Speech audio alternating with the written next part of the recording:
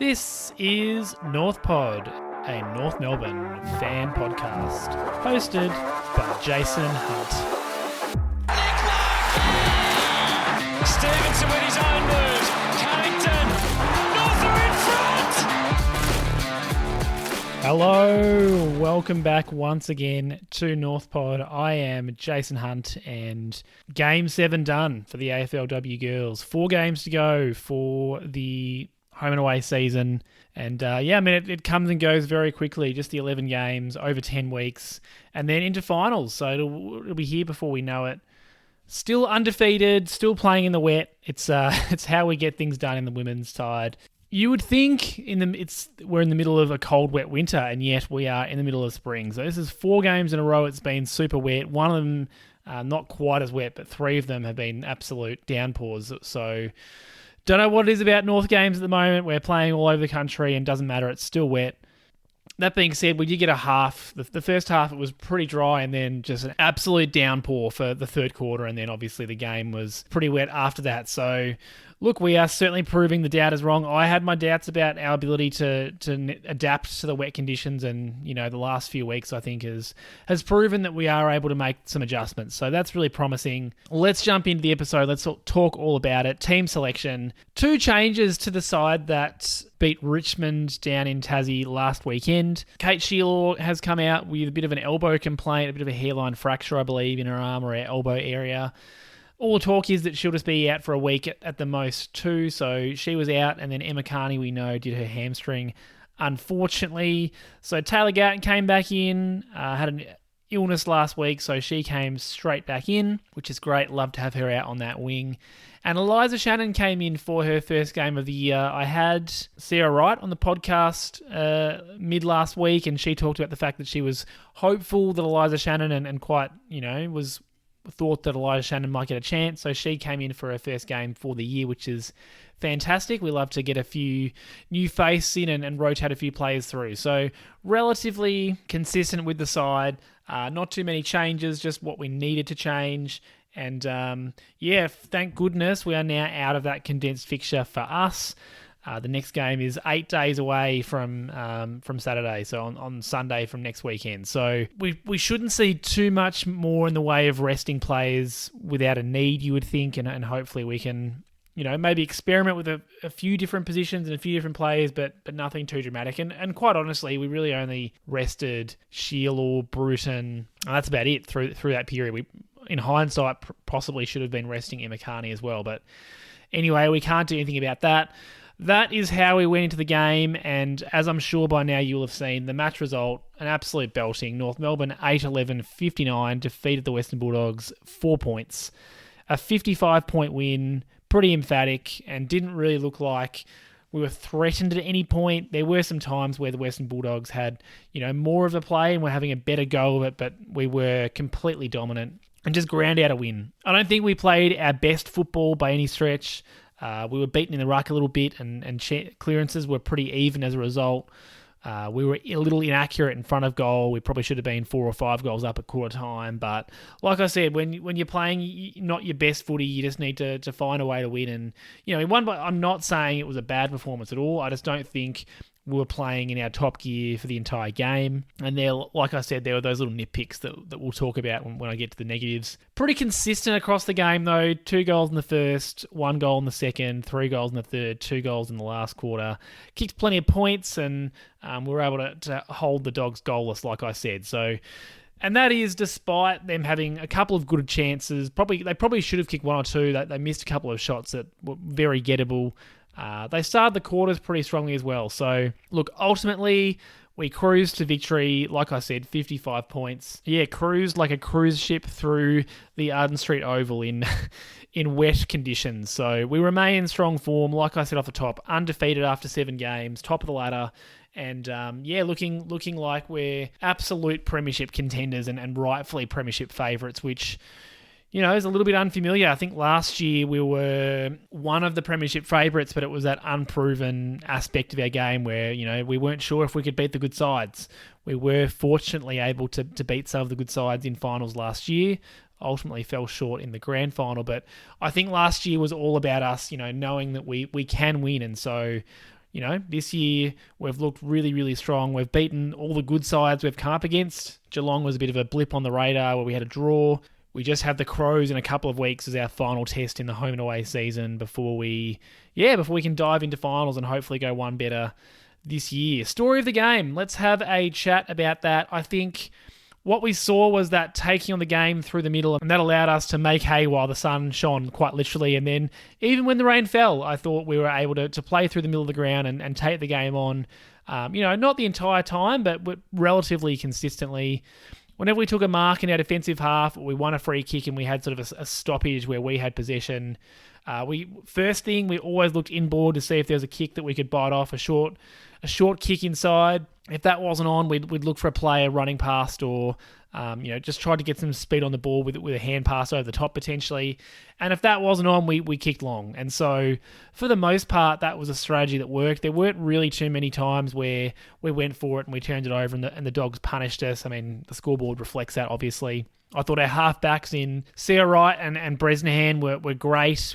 A lot of drive out of them, and Birch, particularly in the first half, I thought was strong in terms of her intercept game. Sarah Wright was great at intercepting across the entire game.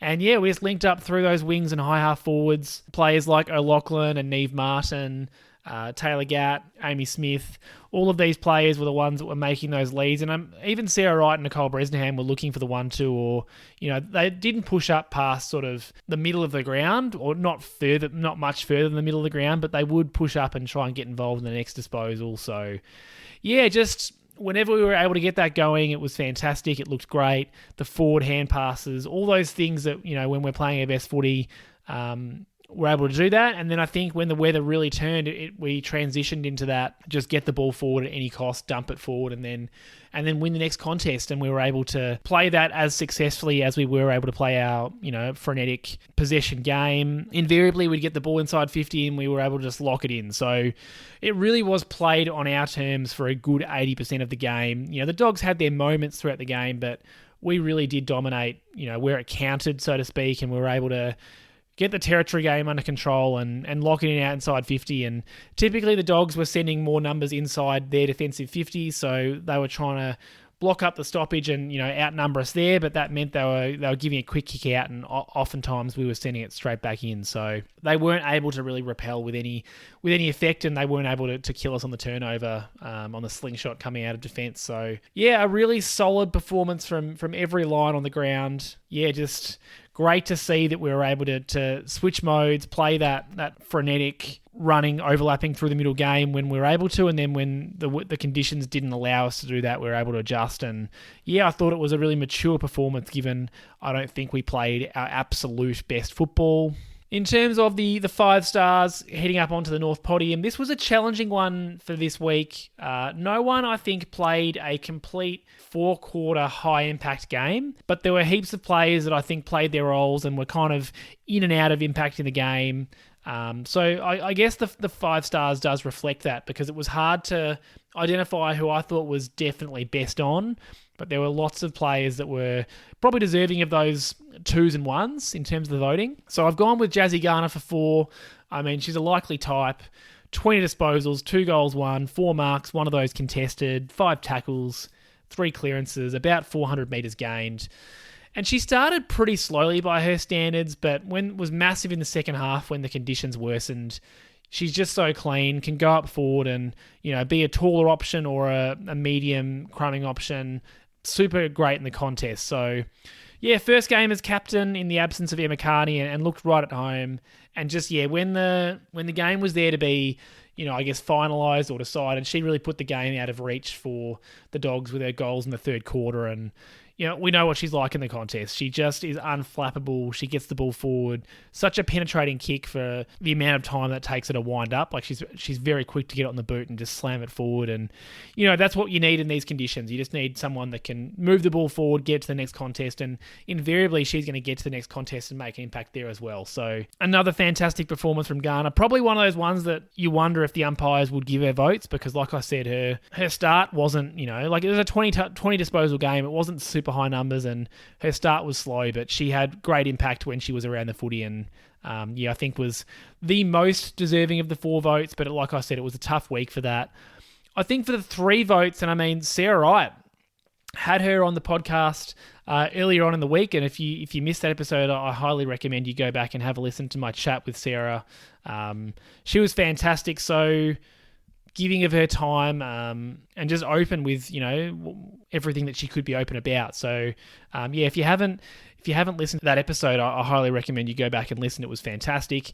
And obviously I need to have her on the podcast more often because she had, for me, definitely a season best game. 14 touches, 8 marks, easily the match high. The next best was 4 of any player. One of those was a contested grab. 3 tackles, 5 score involvements, 7 intercept possessions, went at 93% disposal effectiveness. And just like I mentioned before, Birch was great at intercepting in the first half, and I thought across the whole game, Sarah Wright was just finding herself in the hole, providing great run and rebound off half back.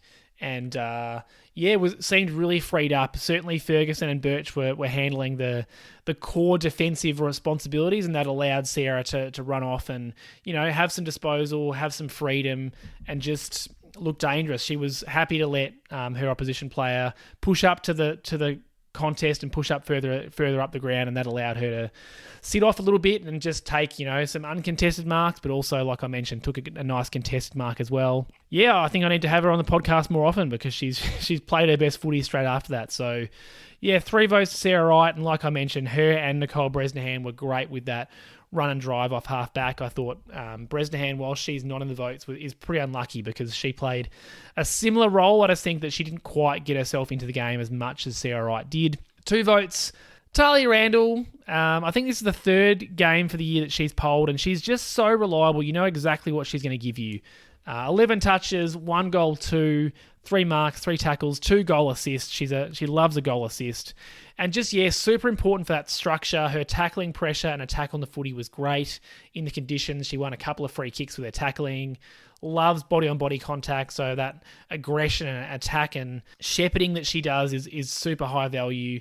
Just love the fact that she's unselfish and happy to give it off to her teammates as well. So, absolutely fantastic from Randall. I love the way that she plays the game, and with Sheila out, she's got a little bit more attention now. She has been playing that more unselfish role, whilst Sheila earlier in the season was getting on top of the actual goals. And I think, like I mentioned, now she's the only full-time forward at the moment, with Emma King sort of rotating through there at times. And she was fantastic. Really, really important for the structure. A great option marking up the ground or making a contest, and also able to play deep when required. So, fantastic game from her. Probably a little bit underrated. The stats, to me, for her, didn't quite speak to the impact that she did have, because every time she touched it, there was something happening, and that's what you want.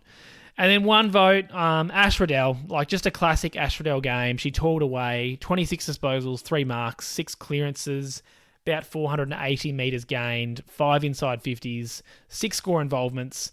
And found plenty of the ball, had the most disposals. Plenty of that ball was in tight. Had a lot of contested possessions and handled the ball well in the wet conditions, better than most. One of those games where she, because she was toiling away, it wasn't necessarily one where you sat back and you went, wow, like she's had an absolute game for herself. But a lot of that's because she was getting the ball in tight and and hand passing it out. It was one of those, not scrappy, but it wasn't a game where she was flashy, I suppose. So, 1 vote for her. She very easily could have been the 3 or the 2.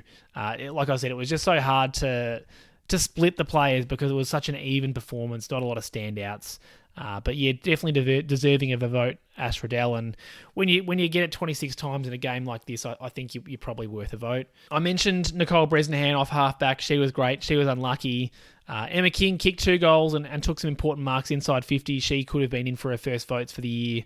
Sarah Wall had some great moments, some great tackling, and could have been around the mark for a 1 vote. I thought Tess Craven had a really good game out in the wing too. So, any of those players probably are a little bit stiff to get the 1, not to get the 1. But when you look at Ash Riddell's 26 touches, it's pretty hard to deny her a vote. So that's how I went for the North players. In terms of the best opposition player, I was tossing up between Alice Edmonds and Isabel Pritchard. Edmonds in the ruck was fantastic. I think she was the best ruck on the ground. She had the most hit-outs, finished with 34 hit-outs.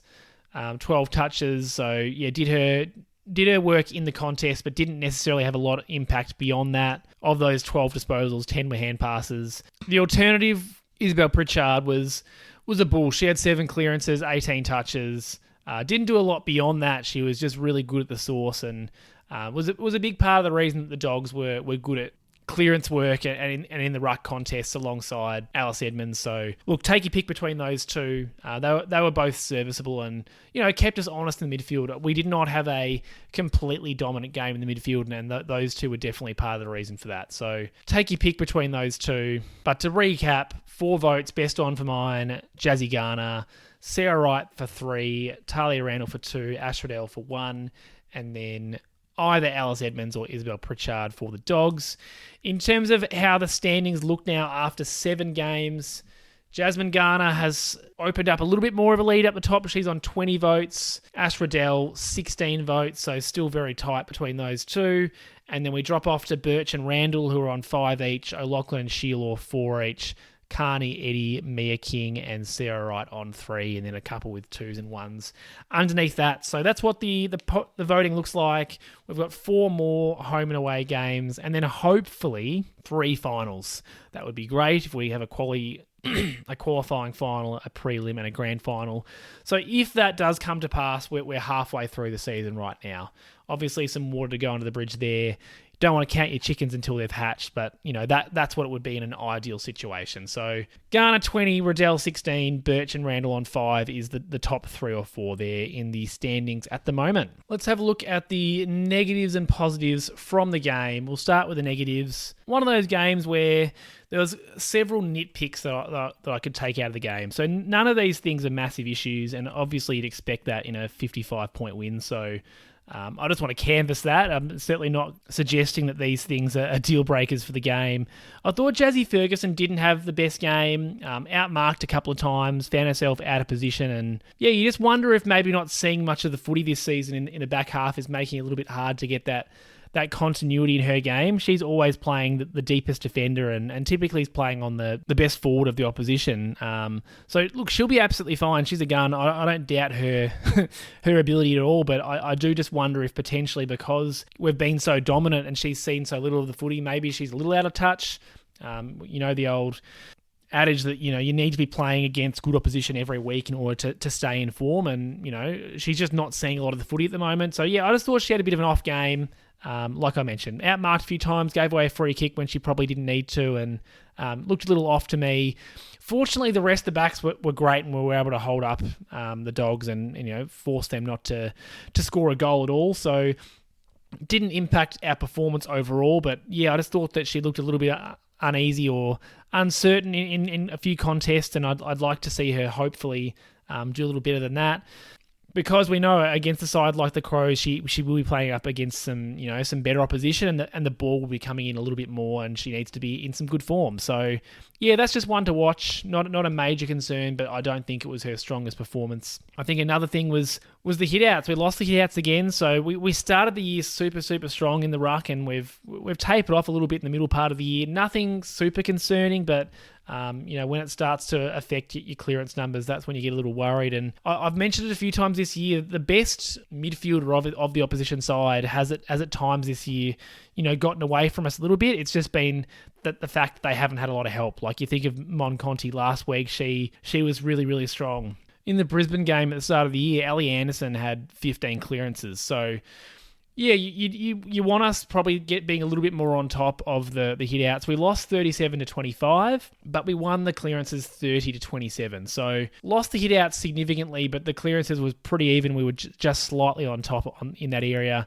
The Dogs won the centre clearances 3-5 and often got it out of the middle to start the quarters. So I mentioned that off the top. They were pretty quick. They actually kicked the first point of the game, and I think it was the second quarter as well. They won the clearance out of the middle and went forward pretty quickly. So that's just something to watch. Again, didn't impact us overall, but I thought Edmonds was fantastic in the ruck contests. I would love to see us using Tripodi a little bit more. The opposition spends so much time trying to negate Riddell and Garner's impact, and often that means that Tripodi is a little bit more freed up at contests and tends to get the cleanest touches because she's got a bit more space. I think it's pretty hard for the opposition to negate Mia King. She's just such a contested bull and she's harder to stop. So I'd like to see us utilising Tripodi a bit more because once or twice a game, there'll be a tap out from either of Emma King or Kim Rennie that'll just go straight down Tripodi's throat and we get a really clean disposal.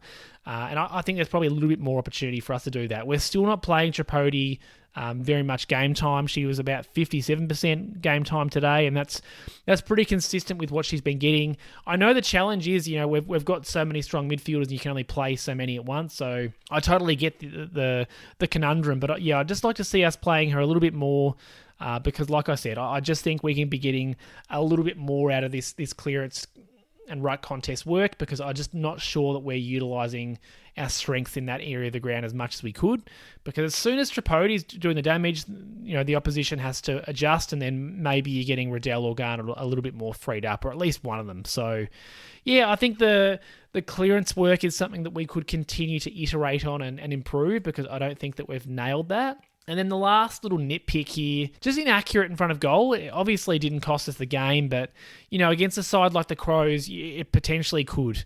We kicked 8 goals, 11. 2 of them were rushed, though. So off the boot, we've kicked 8, 9. We definitely had 1 or 2 that didn't make the distance or were out on the full. So, that kind of gets us back to a spot where we're well below 50% in terms of our hit rate. Alice O'Loughlin was really hot to start the year, but she didn't finish off her work in this game, burnt her teammates a couple of times, missed some shots. She finished with 0 goals, 2. Talia Randall miskicked a couple. She did kick 1, but like I mentioned, just sprayed a couple.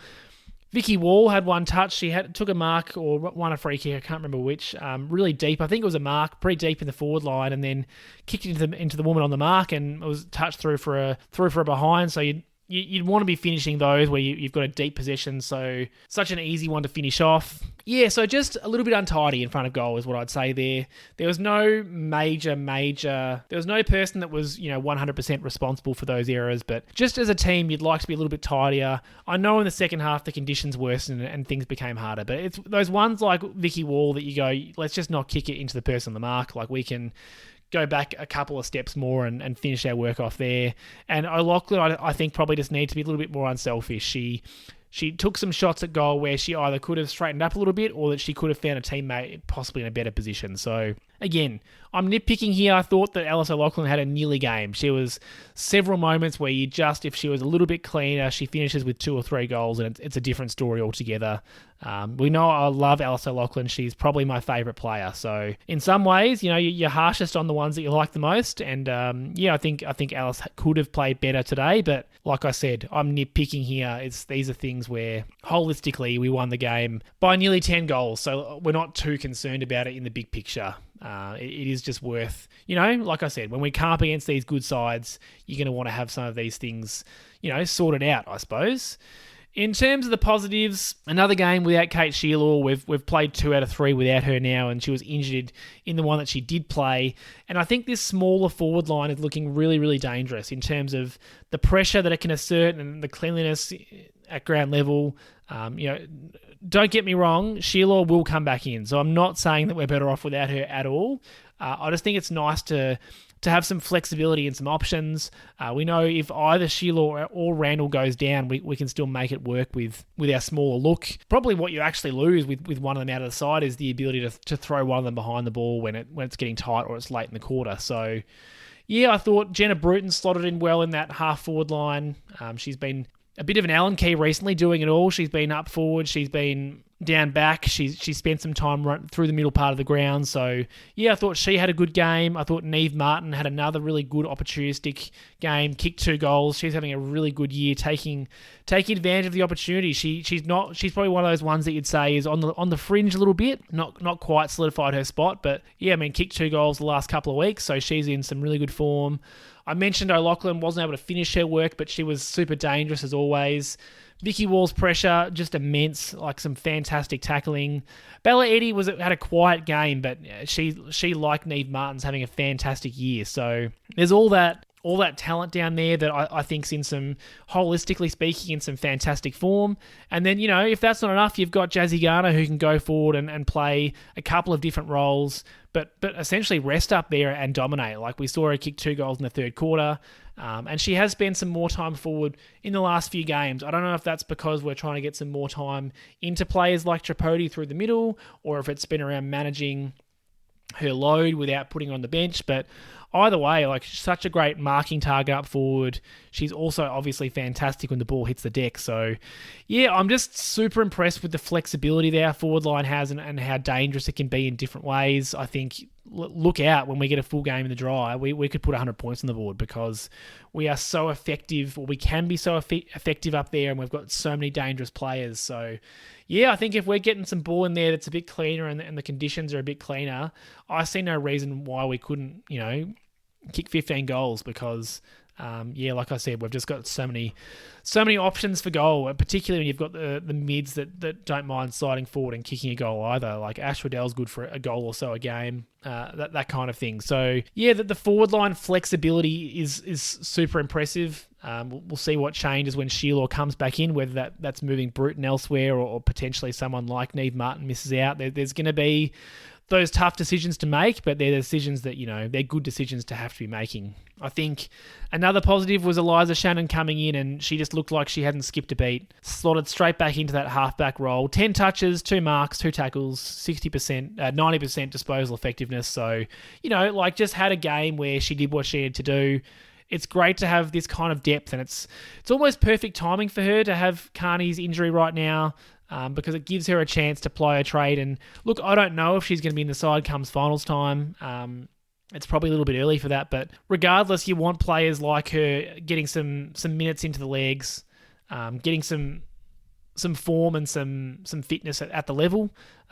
She's not a super young player. She's played 20 AFLW games, and we kind of know what she looks like, but it's good to get her some reps this year. And like I said, I thought she slotted straight back in, provided some good drive, and she's not a one-to-one replacement for Emma Carney. Like, no one is, but she's a player that can come in and play a role. She's not a complete lockdown. She's got a bit of pizzazz about the way she goes about her footy. Lulu Puller is another one that I think we'll potentially see through that role. She came in for that one game and now has missed the last 2. So I'm not sure where the club sees her, whether they see her as a wing or a half-back or a half-forward. She played a couple of different roles in that game she did play. I personally did like her off half-back, but I could see if you've got O'Shea, Bresnahan and Sarah Wright doing those roles, maybe Lulu Puller is not the player that fits in. I'm not too sure, but yeah, great that Shannon could come in and just, like I said, slot into that role without issue. And then I think I mentioned off the top, like, it wasn't our best game, but ultimately we won by 55 points and no one had a perfect game. So the ability for the players to have impact when it's not all going their way was really pleasing. It's a sign of good sides when you're able to win when it's not going so well. And again, it's not that it was going poorly in this game. It's just, I don't think we all clicked all at the same time or consistently throughout the game. So, look, we won by 55 points, and, individually there were some great moments.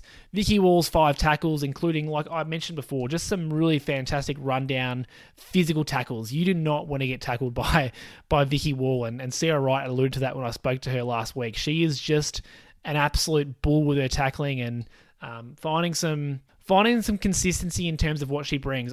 She's never going to be a high possession player, but she plays her role really well, and I thought that she did that. Jenna Bruton wasn't prolific, but she had 4 clearances in those forward half stoppages, which is an important aspect to have those players be able to do that in the forward half when it does get more congested. She had a great goal assist for Neve Martin to kick her first for the day.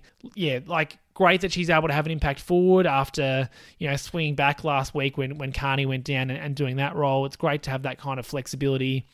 I thought Emma King, whilst her ruck minutes weren't fantastic, the fact that she was able to go forward and do some damage and kick 2 goals and be a marking target inside 50 was fantastic. I thought Taylor Gatt coming back in after being unwell last week. Her kicking was really good, particularly her couple of kicks inside 50. We know exactly what she's going to bring. She's going to run all day on the wing. And I was really impressed with the penetration she was able to get onto her kicks and find some targets inside 50, which is fantastic. O'Shea took it on through the middle of the ground, made it up a couple of times, sort of ran herself into trouble and then got herself out of it, but was often the one that was helping to start those chains through the middle by, just disrupting a little bit and creating a bit of uncertainty for the opposition. So all of those players had moments in the game. They didn't have perfect games, but they were able to produce a little bit when they needed to, and that's the kind of thing that, is what the good sides do. They're able to create something when it's not all going their way. So I think that was probably what was most pleasing for me out of this game. We banked the points, we banked some percentage. We're up into the 300s now, which is ridiculous at this point in the season to have a percentage that high. And we can take a lot of confidence out of the way that we were able to adapt our footy in this game. So we turn our attention to next week. It's like I mentioned, our first long break for a while. We've got 8 days, an 8-day break. So we're playing Sunday, October 13 against Sydney at North Hobart Oval. So down in Tassie again, but not Launceston this time. We're down in Hobart. Hopefully, this means we can get some continuity in the side. You'd hope and expect that Eliza Shannon keeps her spot, and maybe it's just Kate Sheelaw coming in. I mean, I know she'll be keen to play. You could absolutely give her another week to just make sure she gets that elbow right if you need to. Because I don't know who you leave out, whether it's Neve Martin or it's Vicky Wall. I honestly don't know who you would replace from that forward line at the moment, because they're all playing their role and in pretty good form. I mean, sure, Alice O'Loughlin's been a little bit more quiet the last couple of weeks, but her first month of footy was absolutely phenomenal. So, yeah, I don't know who you bring in for Sheelaw, but it's a great problem to have, and hopefully we can smash Sydney down there. They're not in good form, Sydney, so hopefully we can absolutely put them to the sword and bolster that percentage some further and take some positive form in, because we are going to want some good form come round 9 against Adelaide. That's the one game that we need to win before.